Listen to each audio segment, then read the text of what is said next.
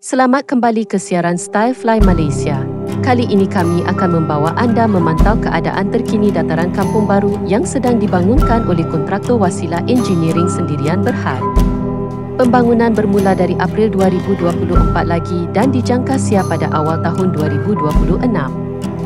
Kampung Bharu menjadi satu-satunya kampung Melayu di tengah-tengah Kuala Lumpur yang pesat membangun sebagai bandaraya metropolitan. Kuala Lumpur sudah beratus tahun meninggalkan status pekan kecil lumbung biji timah dan kini terkenal sebagai lubuk makanan warga Kuala Lumpur. Kampung Bharu perlu dikekalkan sebagai sebuah kampung Melayu dengan ciri-ciri tradisi pada premis membaik bule yang daif untuk mengelak daripada menjadi kampung yang tidak terurus. Hal itu menuntut keterlibatan kerajaan kerana memerlukan peruntukan tertentu untuk tujuan pemeliharaan. Pemeliharaan maknanya membaik pulih mana-mana struktur yang daif atau rosak dengan mengekalkan seni bina yang asal. Kampung Bharu boleh dijadikan sebagai kampung pameran di mana pelancong dapat melihat warisan daripada seni bina. Masa yang sama pemilik pula boleh terus mendiami premis itu seperti sekarang dan menjaga pelestarian warisan itu. Perkara itu selari dengan matlamat projek jejak warisan Kuala Lumpur yang digerakkan oleh Dewan Bandaraya Kuala Lumpur (DBKL) untuk memelihara bangunan yang ada nilai budaya dan sejarah.